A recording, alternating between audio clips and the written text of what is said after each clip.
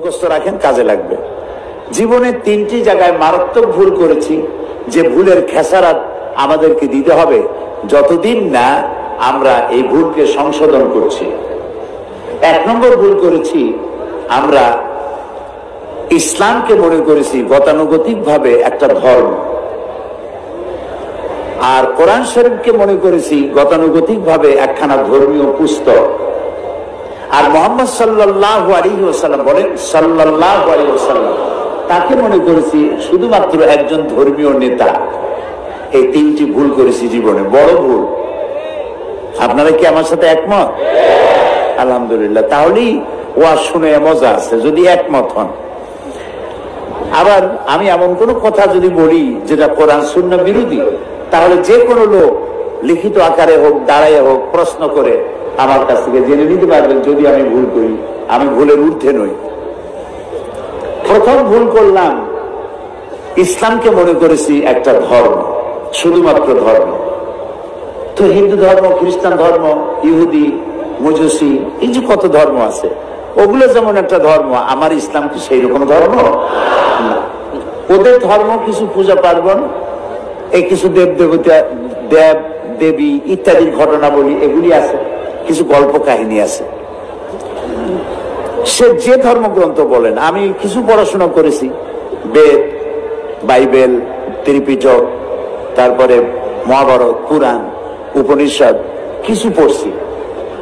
তো ওটা আমি এই বেদ, বাইবেল, সমস্ত ধর্মগ্রন্থকে আমরা শ্রদ্ধা করি।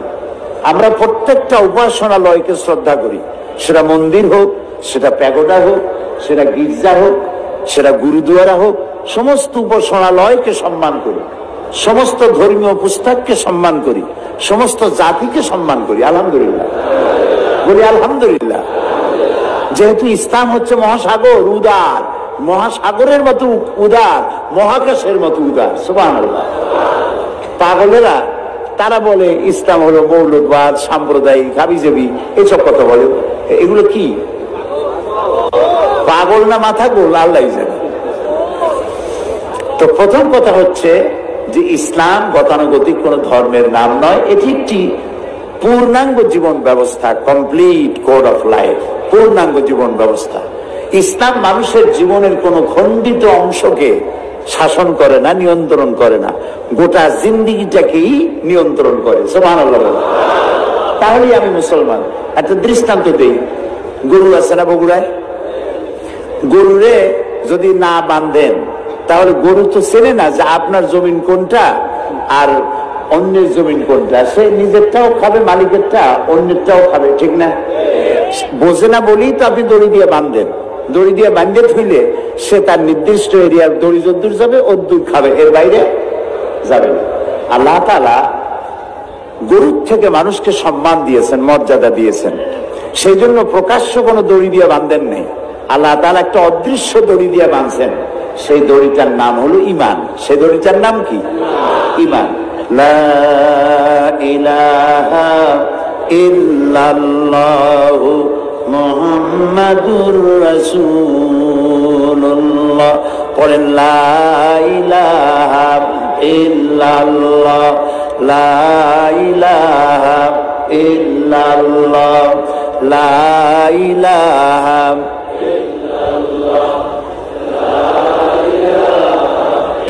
দড়ি, ইমানের রশি। এই ইমানের রশি কলেমা যে পড়লো আর বিশ্বাস করলো, তার গলায় আর হাতে আল্লাহ লাগাই দিলেন। লাগাই দিয়ে বললেন, এইটা হলো মদ, এইটা হলো জেনা, এটা হলো সুদ, এটা হলো ঘুষ, এটা হলো আইল ঠেলা, এটা হলো ওজনে কম দেওয়া, ওইটা হলো খাদ্যে ভেজাল দেওয়া। তিলকা হুদুদুল্লাহ, এই হলো আল্লাহর বর্ডার। সুবহানাল্লাহ, সুবহানাল্লাহ। এই হচ্ছে আল্লাহর বর্ডার। ফালা তাকরাবুহা, খবরদার এই বর্ডার ক্রস করা তো দূরের কথা, এর বাইরেও যাবে না, এটার কাছেও যাবে না। সুবহানাল্লাহ, সুবহানাল্লাহ বলেন। তো ইমানের রশিদি আমাকে বাঁধা হয়েছে, আর আমার জীবনটাকে নিয়ন্ত্রণ করেছে ইসলাম। আমি ইসলামের কোন খণ্ডিত অংশকে মানতে পারি না। নামাজ, রোজা, হজ, যাকাত করবো কোরআনের কথা মতো, আর বাকি জীবনের বিস্তীর্ণ অঙ্গন ছেড়ে দেব নফসের উপরে, অন্য কারো উপরে।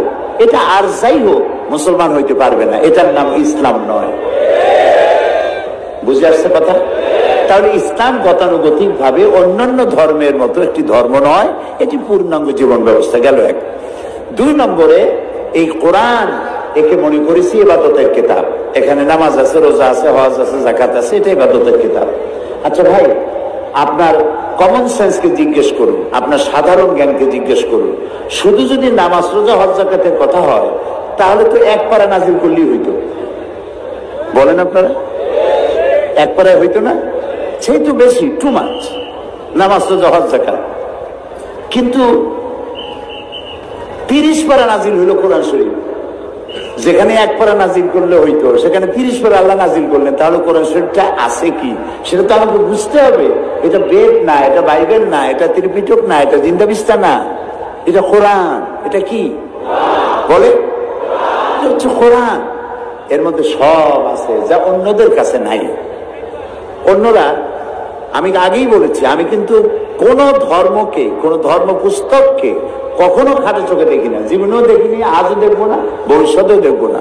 আমি তাদেরকে সম্মান করি। কিন্তু আপনারা পড়াশোনা করেন, আপনারা দেখেন বেদ সম্পর্কে কথা আছে যে ব্রাহ্মণরা ছাড়া বেদ যদি লোয়ার কাস্ট, বর্ণ শ্রেণীর হিন্দুরা যদি স্পর্শ করে 14 গোষ্ঠী নরকে যাবে। কিন্তু কোরআন শরীফ সম্পর্কে কি এই কথা আছে যে হুজুররা, মৌলানা আলমগীর সাহেব আর সভাপতি সাহেব, এই যে মৌলানা যারা আছে ওনারা ছাড়া সাধারণ মানুষের কোরআন ধরলে হাবিয়াতে চলে যাবে? আছে এরকম কথা? নাই। আল্লাহ তাআলা এটাকে বানাইছেন হুদাল লিন্নাস, মানব গোষ্ঠীর জন্য হেদায়েতের কিতাব। সুবহানাল্লাহ। কাজে এটা, এর মধ্যে আল্লাহ সব বলেছেন। আমাদের কপাল খারাপ যার জন্য আমরা এটা পড়ি নেই, যদিও পড়েছি শুদ্ধ হয়নি, অশুদ্ধ তেলাওয়াত করেছি, পড়তেও জানি না, তেলাওয়াত তো জানি না, বোঝা তো দূরের কথা। এই যে হাজার হাজার মানুষ এখানে, আমি যদি জিজ্ঞেস করি কোরআনে কারীমকে বিশুদ্ধ ভাবে তেলাওয়াত করতে পারেন কয়জন, যদি হাত তুলতে বলি তাহলে হাত কি বেশি উঠবে না কম উঠবে? আচ্ছা, তারপরে যদি বলি বিশুদ্ধ তেলাওয়াত কিছু জানলেন, কোরআন শরীফ বোঝেন কয়জনে, সূরা ফাতিহা কয়জনে বোঝেন, সামি আল্লাহু লিমান হামিদার অর্থ কয়জনে জানেন, সূরা কাউসার, সূরা মাউন, সূরা ইখলাস, সূরা কাফিরুন, এই যে নামাজগুলো ছোট ছোট সূরা দিয়ে পড়েন, এই সূরা বোঝেন কয়জনে? যদি হাত উঁচু করতে বলি হাত কি বেশি উঠবে না কম উঠবে? আরো কম উঠবে। সেই জন্য আপনাদেরকে কষ্ট করে হাত উঠাইতে বললাম না, স্মরণ করবে আপনাদের। তাহলে কোরআন শরীফের সাথে আমাদের সম্পর্ক আসলে নাই, এটা ঠিক কিনা? বলেন ঠিক কিনা?